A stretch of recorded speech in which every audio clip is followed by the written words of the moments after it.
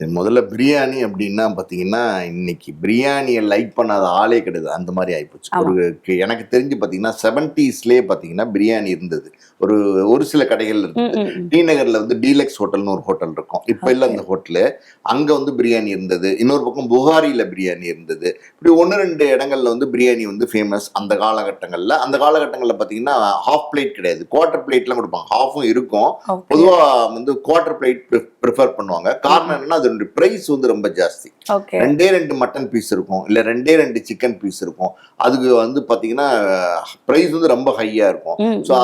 அத சாப்பிடுறாங்க. அதாவது புகாரில வந்து ஒரு குவார்ட்டர் பிளேட் மட்டன் பிரியாணி சாப்பிட்டா, அன்னைக்கு வந்து பார்த்தீங்கன்னா, பிரஸ்டீஜ், ஸ்டேட்டஸ் சிம்பிள் அது. ஓகே. அந்த அளவுக்கு பார்த்தீங்கன்னா, பிரியாணி வந்து ஆரம்ப காலத்துல அது ஒரு எப்படி சொல்றது? கிடைக்காத ஒரு ஃபுட்டா இருந்தது.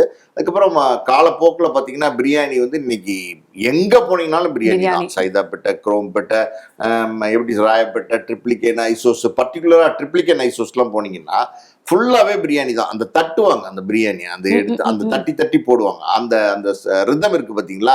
அத கேட்கும்போது இளையராஜாவால கூட அப்படி ஒரு ரிதமிக்கா தட்ட முடியாதுன்னு நெனைக்கிறேன். அந்த அளவுக்கு வந்து பிரியாணி வந்து டோட்டலா எல்லா இடங்களும் ஃபேமஸ் ஆயிருச்சு.